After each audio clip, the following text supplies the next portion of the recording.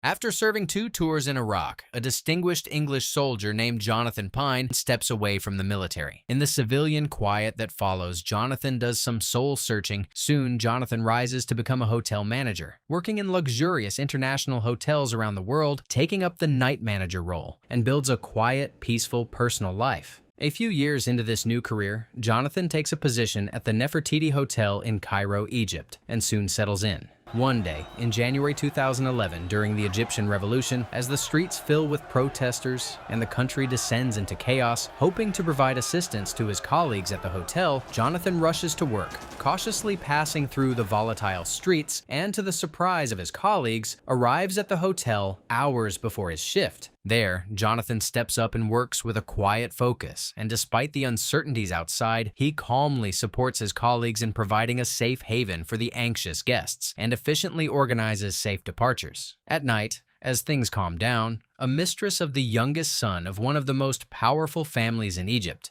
named Sophie Alakan, who's staying at the hotel, asks to speak to Jonathan, and despite his hesitation, convinces him to hear her out. The Hamid family owns half the city. Freddie Hamid owns me. Seemingly satisfied by what she hears, Sophie asks Jonathan to personally make copies of confidential documents and joins him in his office. There, as Jonathan starts to copy the documents, he's horrified to learn that they contain a stock list of weapons, warfare chemicals, and correspondence between Iron Last Limited and Hamid Inter-Arab Hotels and Trading Companies, which owns the Nefertiti. Jonathan summons all his strength and professionalism to maintain his calm and, after making copies, returns the documents to Sophie, but is shocked when she takes the original and asks him to keep the copies in his safe. Incident was to happen to me, yes. You should feel free to take it to your friend, Mr. Ogilvy.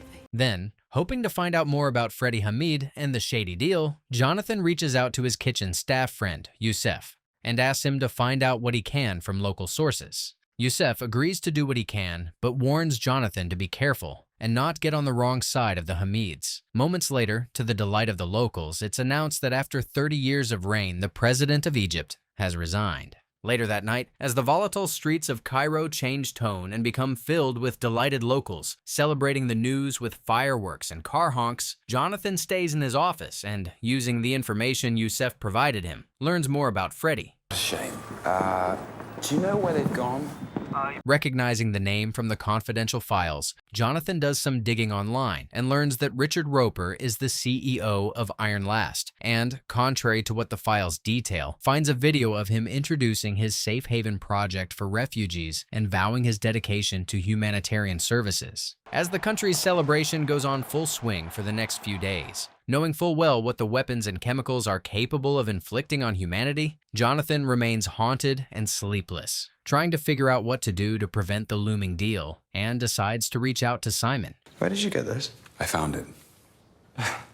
In London, the document arrives at the International Enforcement Agency and reaches British intelligence officer Angela and her deputy Rob. Shocked by the contents of the files, Angela instructs Rob to carefully find more information on Richard without attracting attention from Riverhouse, the headquarters of the British Intelligence Service. In Cairo, a few nights later at the hotel, Sophie calls Jonathan at the front desk and asks him to personally bring her a drink to her suite. Roper had been warned. Who by? You tell me? Shocked out of his mind, Jonathan quickly escorts Sophie to another suite. And as he apologizes to her for endangering her life, he's surprised to learn she's quite forgiving, and even wishes she had been brave enough to have taken the information to the proper authorities herself. Jonathan then rushes to the front desk, and as he tries to reach Simon, an irritated Freddie appears and forces him to give him access to Sophie's suite. Once there, Freddie is more annoyed to find no one inside, and Jonathan overhears him as he discusses his plans to eliminate his mistress with Richard on the phone. Once the enraged man storms off, Jonathan quickly gathers Sophie's items from the suite and, with the help of Youssef, arranges for Sophie to go to his friend's empty house an hour outside the city. Jonathan accepts Sophie's invitation to join her there, and the duo starts a relationship. Meanwhile, at the Foreign and Commonwealth Office in London, Angela meets with her boss, Rex Mayhem, and as she urges him to pursue Richard, they get into an argument. I urge you to do the same. Can't believe you're still a member of a club that won't allow women. In Egypt the next morning, while he enjoys his time with Sophie, Jonathan is informed that Freddie is looking for her at the hotel and realizes that the only way to keep Sophie safe is to help her get asylum in England. Hence, after promising to help her, Jonathan returns to the city to meet with Simon and arrange everything. You're telling me your source is Freddie Hamid's whore? If he's in the British government is going to give safe haven to Hamid's tart, think again.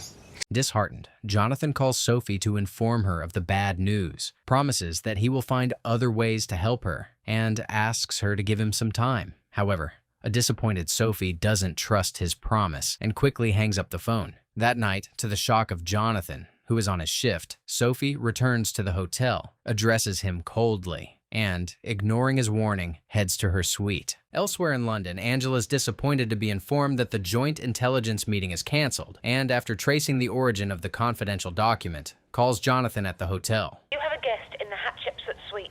She needs to leave the hotel immediately. Call me when she's safe. Jonathan runs as fast as he can to the suite, but it's all a little too late, and he is mortified to find Sophie's lifeless and bloody body on the floor. Grief-stricken, Jonathan remains there quietly crying for a long while before alerting the police. I don't know him. Well, how can you not know him? They're one of the most famous families in the city. What do you care? Maybe you know her better than you say. Can there be a more blatant cover-up? 4 years later, in Zermatt, Switzerland, Jonathan works as a night manager in Meister's Hotel and has settled into his new environment. One evening, Jonathan prepares for work in his small house and, through the snow, heads to the hotel to report for his shift. There, the day manager, Herr Stripley, informs Jonathan that they have received a late booking, and as he hands him the forms, Jonathan is shocked to see Richard's name. Before Jonathan can gather his thoughts, Herr Stripley hands him a package that came for Richard and asks him to give it to Richard when he arrives. A few hours later, Richard and his girlfriend Jed arrive, accompanied by their entourage. Richard's right-hand man, Lance Corky, the financial advisor, Sandy and his wife, Caroline, and bodyguards Tabby and Frisky. Jonathan masks his hatred and rage and professionally welcomes the man who ordered Sophie's execution and shows him to his room. Champagne, sir.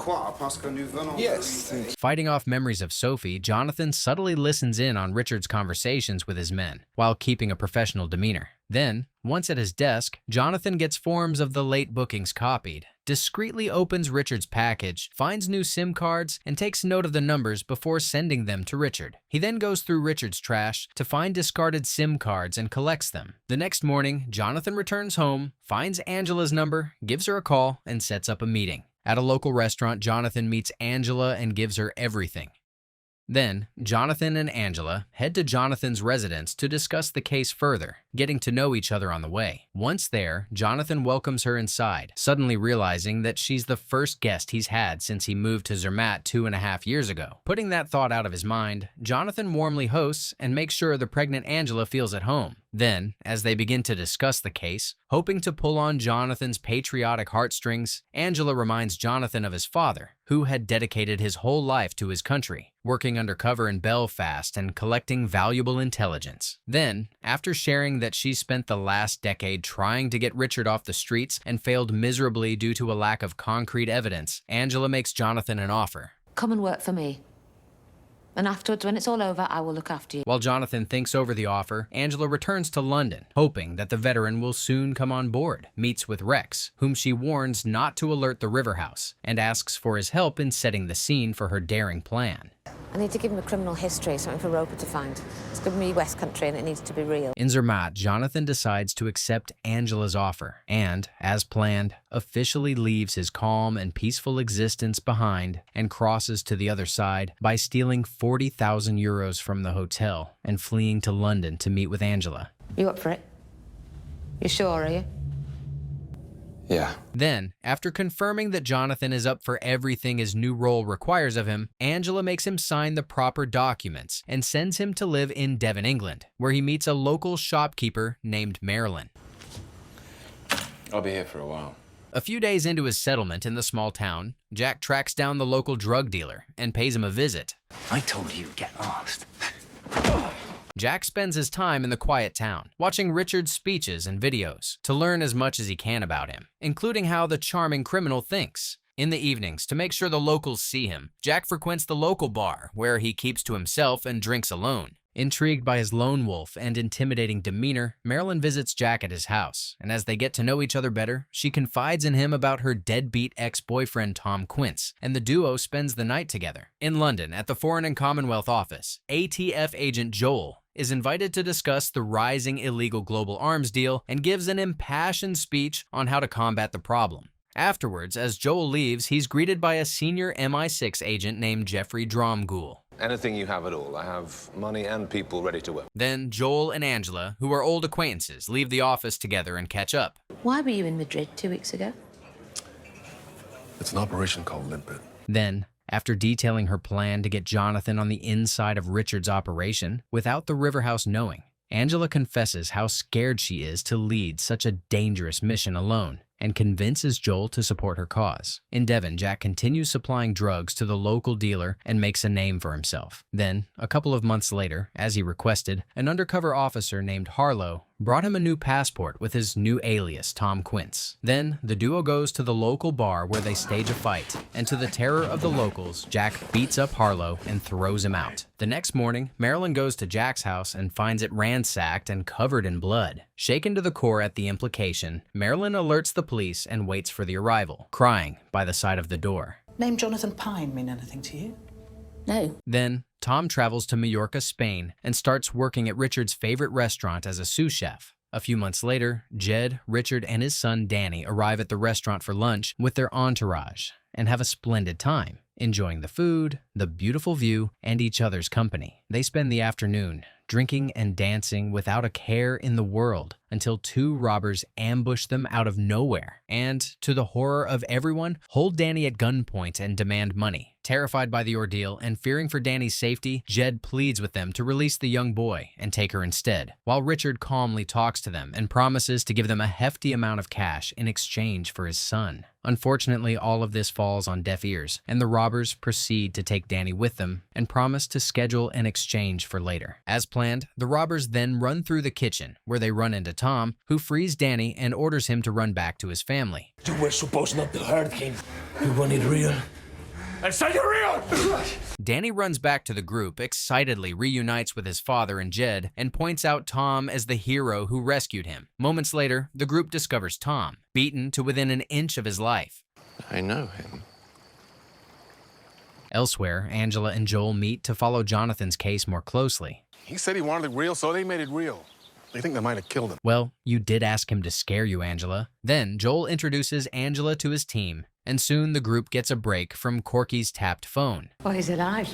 I wouldn't check on a dead man. Angela then breathes a sigh of relief as she surmises that Corky wouldn't vet a dead man, and hence realizes Jonathan must still be alive. She then calls Rob. I want an international warrant for the arrest of Thomas Quince, Jonathan Pine, Jack Linden. In Mallorca, after being treated by Richard's personal doctor and his team, an unconscious Tom is taken to Richard's lavish beachfront villa, where he remains knocked out for days. With Richard away on business, Jed and Danny spend time with the unconscious Tom, thanking him for his bravery. Luckily, a few days later, Tom regains consciousness, even manages to slowly sit up, and notices that he's being heavily guarded by Frisky. Moments later, Corky pays Tom Andrew is flabbergasted by the outcome of the search, but tries to hide his outrage. Elsewhere, in London, Angela and Joel go to the Riverhouse to brief Jeffrey, his deputy Raymond, and his colleagues about Operation Limpet. Got anyone close to Roper? Getting someone on the inside, Harry, that's a long game. Jeffrey then cuts off Joel, and after stating that Angela has been obsessed with Richard for far too long, sternly announces that he will not waste the nation's intelligence budget on such a poorly built case. Later, as they walk out of the Riverhouse, Angela and Joel congratulate one another for successfully throwing MI6 off their trail. We keep Riverhouse on the outside. It's too dangerous. A few days later at the villa in Mallorca, Tom discreetly watches as everyone welcomes Richard from his trip, but sensing that he will check on him, quickly jumps back to bed and pretends to be asleep. In Madrid, Oppo throws a big birthday party for his teenage daughter Elena at his luxurious mansion and invites everyone he knows, including Richard and his entourage. At the party, everyone enjoys themselves except the birthday girl and sings and cheers her on as she prepares to cut her cake. As Elena quickly slips out of the party and all the guests continue mingling and dancing, Sandy and Oppo discuss business. Tomorrow is business. As the fun continues and Oppo entertains his guests, his frantic maid pulls him aside and leads him to Elena's bedroom, where he finds his daughter's lifeless body hanging from her shower, in an apparent suicide. Soon, with Jed by his side, Richard rushes in and helps the grief-stricken Oppo get the young girl's body down. The next morning, with Jed still shaken by the ordeal, Richard and his men rescheduled their business meeting. Invite him to the children's party. There'll be lots of people there. Later, in Richard's villa in Majorca, a now recovered Jonathan is escorted to the living room, where Richard finalizes a business meeting with Sandy. There, delighted at the sight of the man who rescued him, Danny politely thanks Jonathan for saving his life. Once alone with Jonathan, Richard tries to get to know him. So, what do you want? I'd like to go back to the restaurant, if that's all right. Richard then shares that Corky is very suspicious of Jonathan. You never relaxed in your life. If you say so. Richard then asks Jonathan about his passport. I don't know. I've got a plan. I'm taking some time out. Then, now joined by Corky and armed with all the background data his right-hand man has provided him, Richard lists Jonathan's military background and all the major events of his life, but is left with more questions. Why'd you kill that fellow in Devon? We had to call the police. No choice. Be here any minute. Richard then jumps right ahead and interrogates Jonathan about the kidnapping incident and insinuates that Jonathan may have been working with the kidnappers, which rubs Jonathan the wrong way, and he finally loses his cool. I haven't asked for anything, all right? And frankly, I'm bored of your hospitality. Jonathan and his nerve of steel. However, Richard and Corky calmly inform Jonathan that he can't leave the country, as his cover under Tom is blown loan. Hence, until they figure out what to do with him, Richard decides to keep him under his watch and gives him a small cottage on the far end of his estate. Then, seeing his frustration, Richard tells Jonathan to fill his time by keeping Danny company and sends him off. If you step out of line, it will make you howl for your mother. Corky then shows Jonathan to his new home and gives him the house rules. No phones, no postcards to Devon Dumpling. On the other side of the beach, Angela, Joel, and their team rent a property across Richard's villa and keep surveilling the mansion. One afternoon at the villa while Jonathan swims, Corky approaches him with a warning. But if you lay one hand on that precious fruit, and I don't mean the hand. Later, Jonathan approaches Richard and asks to take Danny out to town for a change. He likes you, doesn't he? I hope so. I like him. Angela and her team follow Jonathan and Danny's drive into town, where Jonathan is relieved to see Angela, and under the watchful eyes of Tabby and Frisky, he buys Danny some ice cream. Do you know who's coming to the party on Sunday? Sorry. I need to hear the complete list, all the names of all your ice cream. It's Major Corcoran. I don't think he likes me very much. That afternoon, as Jonathan continues hanging out with Danny, the young boy tells him that he only gets to visit his father in the summer and complains that even then, his father spends too much time in his secret office in his bedroom. There's an alarm.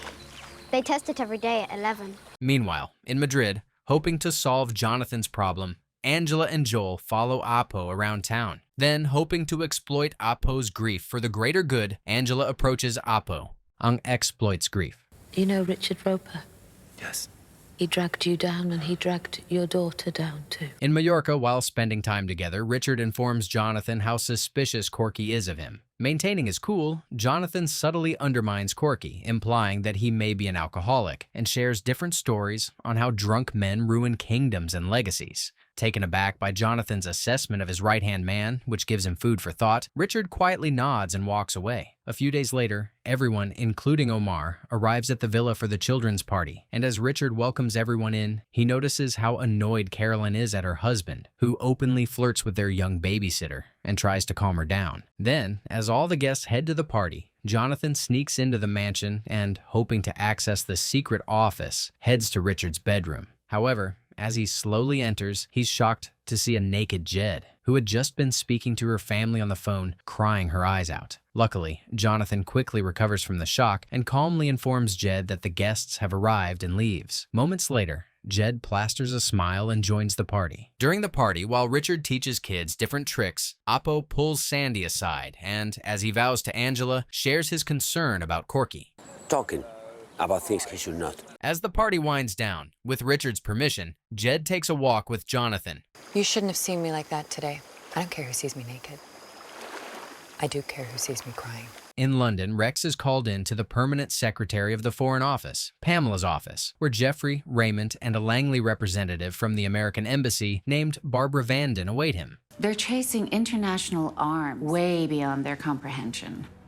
Outraged by the audacity of his colleagues, Rex defends the need for an enforcement agency that handles cases falling through the Riverhouse cracks and storms out. At the villa in Majorca, Jonathan finds an enraged Caroline who confides in him about her husband's affair with their babysitter and advises him to be careful of the man who's hosting him so generously. Rupert planning a big arms deal to Apo's Lebanese friend. Later, Danny approaches Jonathan to ask him if he's seen his phone and shares that he's scared that his father will be furious. Sympathizing with the young boy, Jonathan comforts him and escorts him to his room to read him a bedtime story. Later, Jonathan uses Danny's stolen phone to send a message. It's your boy.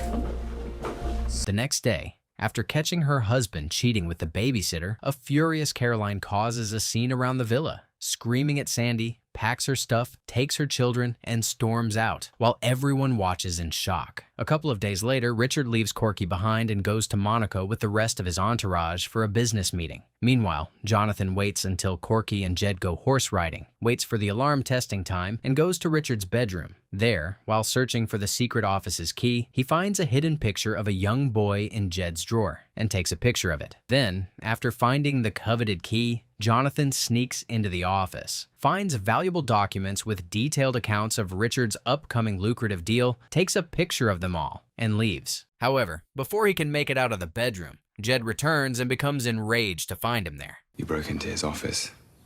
You have to be more careful. Meanwhile, in Monaco, Richard and Sandy meet with Raymond. There's an enforcement operation called Limpet. We have to keep our eyes on it. Later, Richard calls Jed to check on her, but when she accuses him of hiding things from her, he ends up having a heated argument with her. Well, what about your truth? What about the things you hide? You have a child, Jed. You have a son. Stunned, Jed loses her words and hangs up the phone. Later that night, Jonathan sends the pictures of the documents to Angela, who is quite impressed by the find and shows Joel. Soon, as the duo goes through the document in detail, they are stumped to find code names Halo and Felix, to whom large payments are scheduled to be made, and decide to do whatever it takes to crack the names. The next day, Richard returns from Monaco, gives Corky a cold greeting, and asks Jonathan to join him in his office. There, Sandy and Richard present Jonathan with a new New Zealand passport, which gives Jonathan yet another identity. If you want to renew, do it at a consulate abroad, less risky. Before Andrew can celebrate his newfound freedom and identity, he learns that nothing comes free. As in return for the passport, Richard asks him to sign some papers as the managing director of a shell company named Tradipass, used to disguise arms sales as agricultural equipment. All you have to do is sign as Andrew Butch. As Andrew signs the papers, he briefly reads them and learns he's taking the managing director role from Corky, who's been sidelined due to his worsening alcoholism. Then, once finished with the papers, Richard explains how Andrew's new role works. Quick profits. He's my gift to you. In Madrid, desperate to understand the documents, Angela approaches Apo one last time. Who got you this?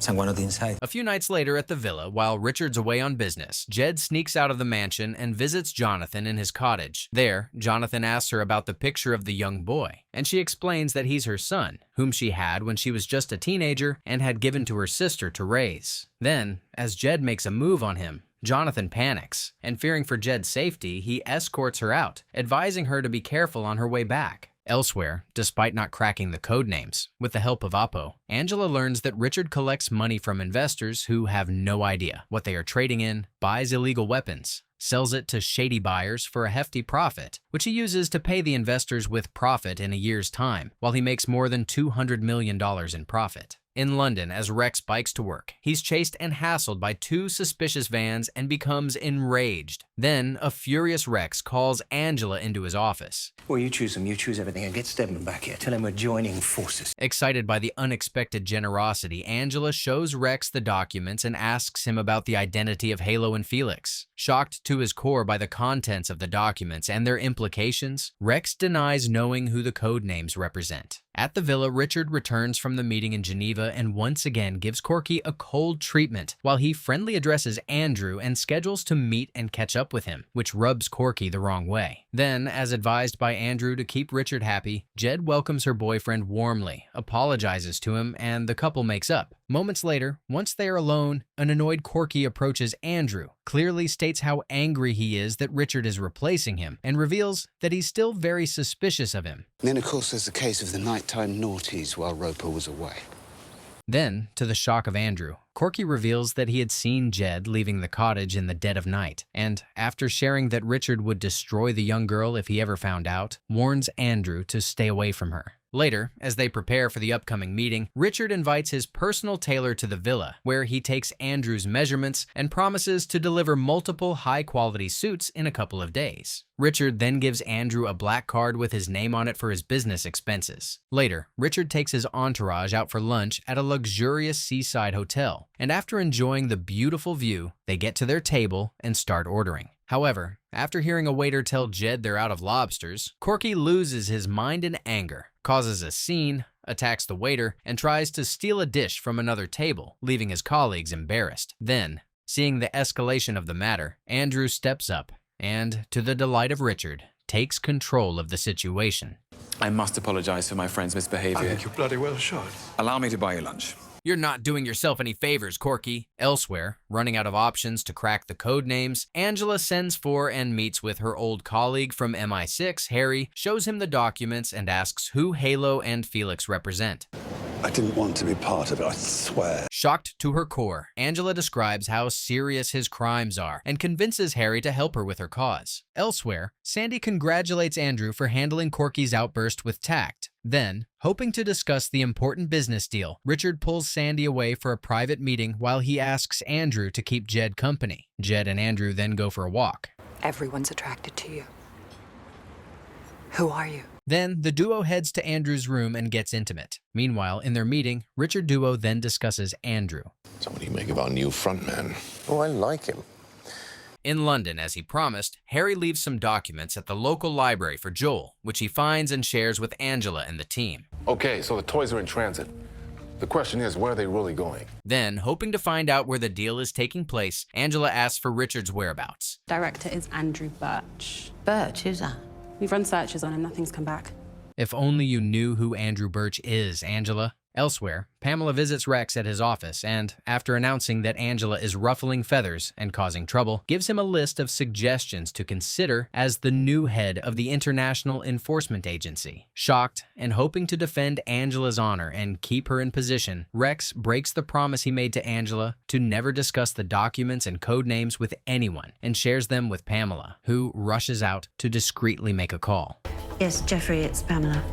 Then, at the River House, Harry is summoned to Jeffrey's office. Later, keeping his word, Harry meets with Angela. How does he think I got them? He thinks the Spanish lawyer helped you. Annoyed, Angela storms into Rex's office and scolds her boss, who is completely shocked to learn of Pamela's involvement, for his lack of judgment in showing Pamela the documents. I was defending you. She was going to get rid of you, Angela. Then, Angela receives a call from Joel. He's not answering his cell and nobody in his office knows where he is. I'm heading to Madrid right now. That night, from the villa, Jed calls Andrew at his hotel room in Istanbul. But before she gets to say what's on her mind, Jonathan advises her to get off the line and hangs up the phone. The next morning, as they head to their meeting, Andrew is concerned to learn that the lawyer is indisposed, and hence a man named Mr. Urton has been called to step in and sign the documents in his place. Soon, the meeting begins, and after explaining the terms of the deal, Mr. Urton is asked for his signature. However, to the annoyance of everyone, the skeptical new man cites that he was brought on at the very last minute and hence had no time to read the papers, and despite assurances from both Richard and Sandy, refuses to sign anything without studying the files closely. Then, seeing that the meeting has reached a standstill, Andrew steps up. I trust you, and I'm asking you to trust me. Then, as an impressed Richard watches on, the Swiss banker takes Andrew's biometric data for verification of future transactions, sets up the front company's new account, which holds $300 million, and the deal concludes with all parties delighted by the outcome. That evening, Richard and his team go to a ship full of containers, filled up to their brim with weapons, including chemical ones, and check to see if all their orders are accounted for. Once satisfied, they agree to the deal, and after Andrew's authorization, pay the hefty price to the sellers. Let's get this stuff ashore onto the truck, shall we?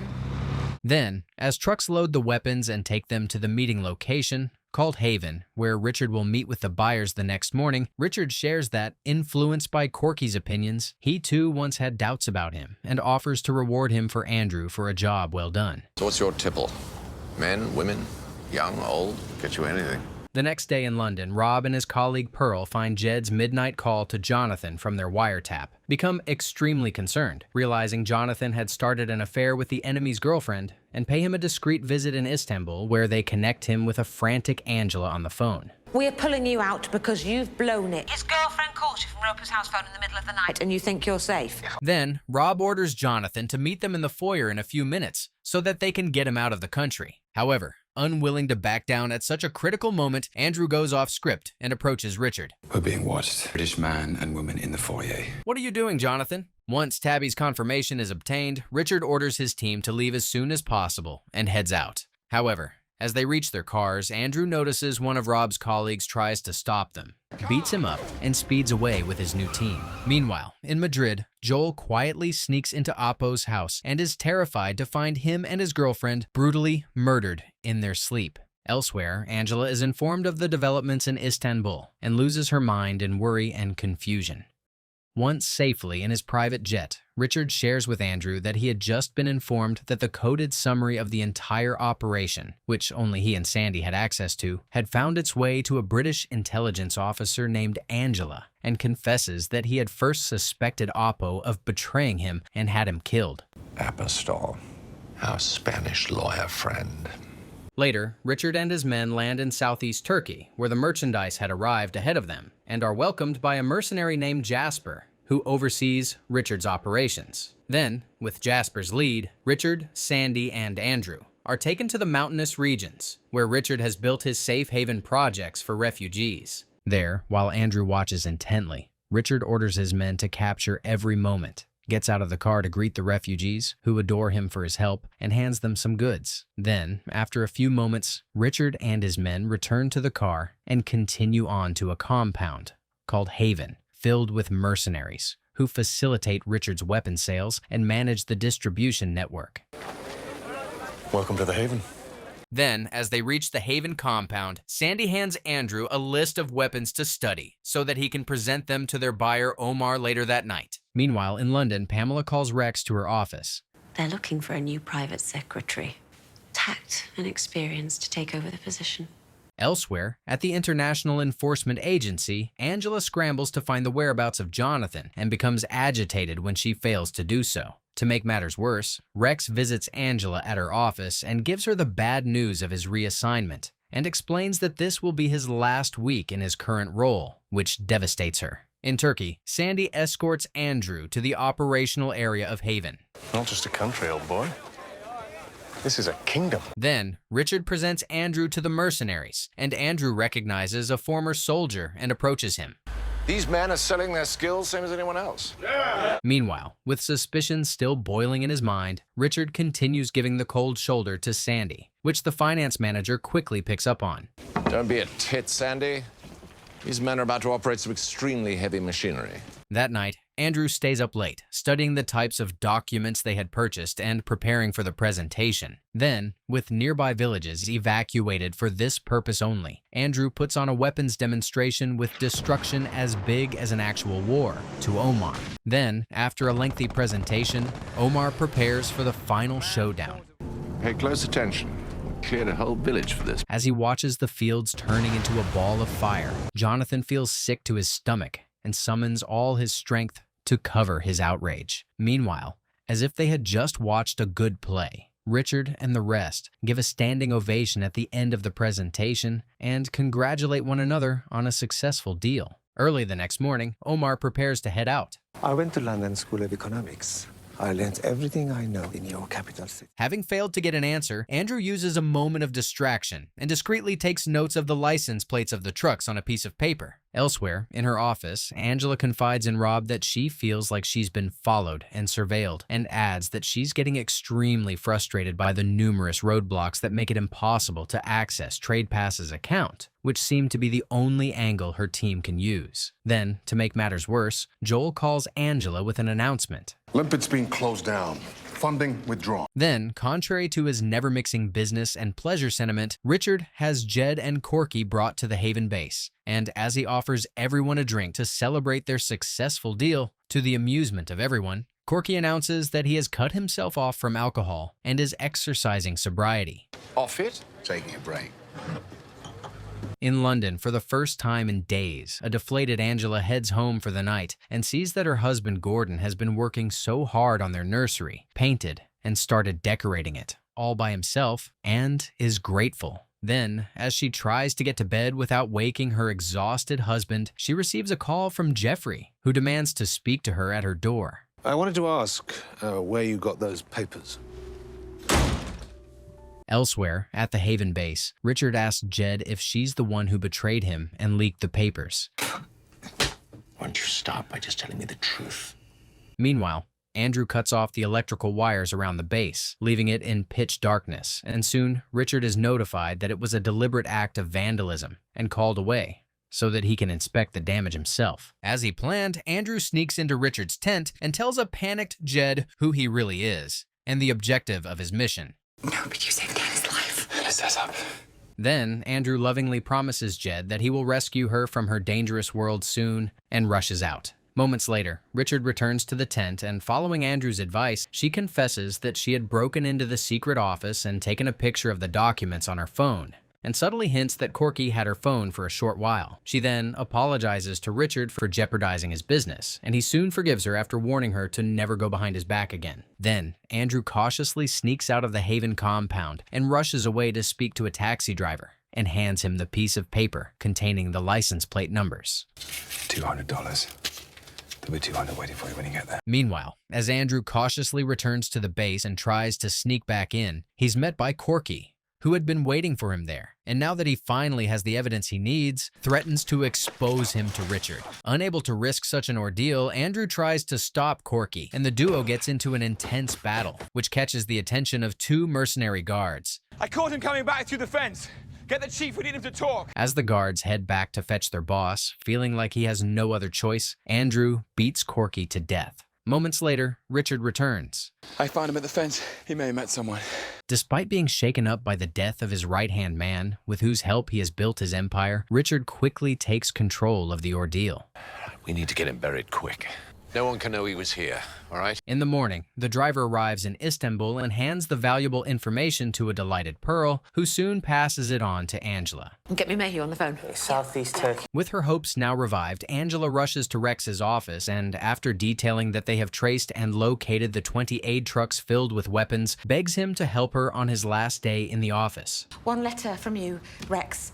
We will never get this chance again. Once Rex agrees to help her, Angela calls Joel. Take it straight to the military. No Langley involvement. Is that clear? Moments later, with Rex's letter in hand, Joel calls his contact in the military and then calls back Angela with the good news. You're a good man, Joel.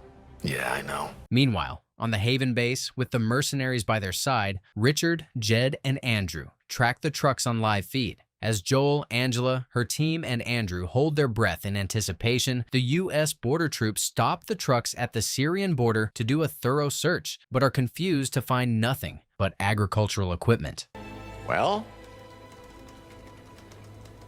Been let through? Andrew is flabbergasted by the outcome of the search, but tries to hide his outrage. Then, Richard celebrates his feat and proudly shows off to Jed that he's just a philanthropist. Moments later, Jed notices Corky's absence, asks her boyfriend, who quickly turns somber and reveals that Corky had fallen ill and returned to Spain. Despite seeming pacified, knowing better, Jed's heart drops to her stomach, suspecting that she will never see her friend again. In London, Angela is confused and utterly disappointed by the outcome. And to make matters worse, Joel soon calls and scolds her. You know what I think your boy's doing right now? I think he's toasting one hell of a piece of deception. Deflated and exhausted, Angela calls it a day and returns home. But there, she's horrified to find Gordon, who has been severely beaten, lying on the ground. Terrified, out of her mind, Angela calls emergency services, and as she waits for them, knowing that she brought the danger to her husband, she lies by his side apologizing to him. Meanwhile, in the Haven base, in the morning, Richards orders everyone to leave the base quickly, and as they drive away, he details how he set up everything to trick the intelligence officers. British enforcement were on to you, so you changed the method of delivery. Left them on the boat. Then, before Andrew can process everything that transpired and its implications, it all gets much worse for him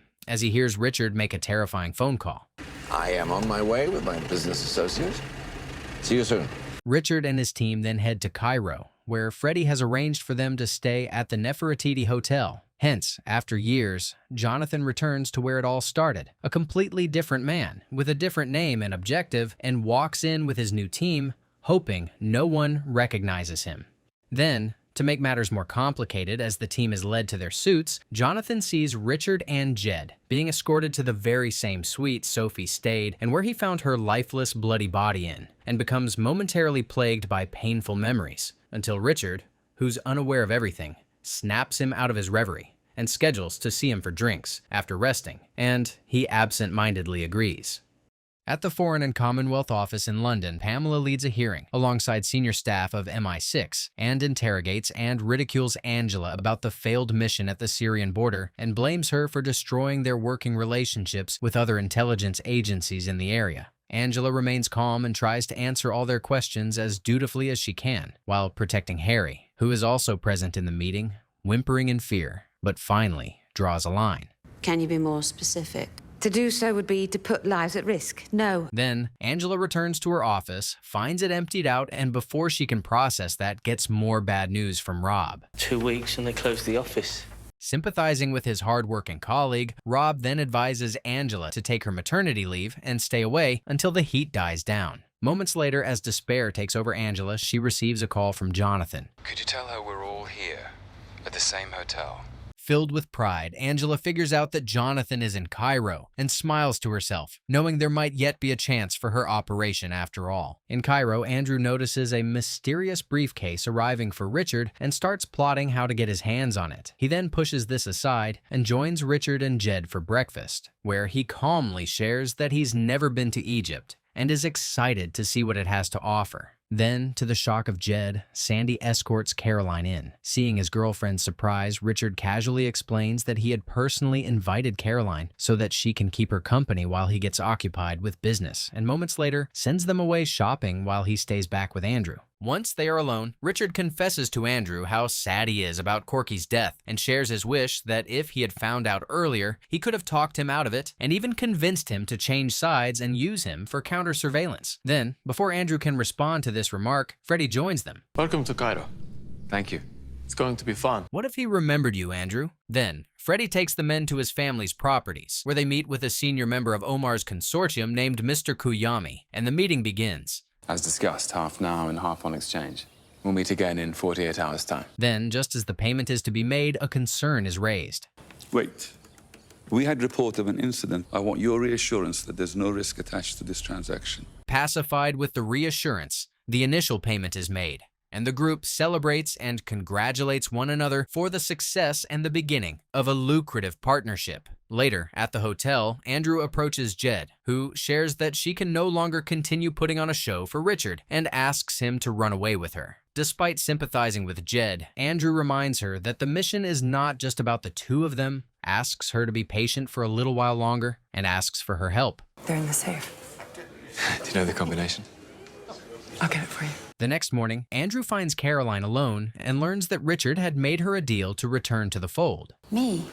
Oh, I'm the prodigal wife brought to heel, didn't you hear? Then, as Andrew walks away, Joel discreetly reaches out to him and takes him to a hotel room to meet Angela. Utterly relieved to finally see a real friendly face, Jonathan warmly embraces Angela, who returns his affection and appreciation and introduces him to Joel. What are you talking about? What is this? There was a leak. Andrew then heads to the kitchen and, using coded phrases, talks to the now head chef Youssef, who is quite surprised to see his old friend in this flashy light, and follows him out for a more private conversation. Once they are alone, the duo embrace each other and congratulate each other on their successes and catch up. Then, Jonathan asks Youssef to put him in contact with his brother Ahmed, and he agrees. On the other side of the hotel, after spending the day shopping with Caroline, Jed continues to put on a happy act in her room and subtly makes note of the code for the safe. Later, as Richard and his team gather, Sandy hammers Caroline.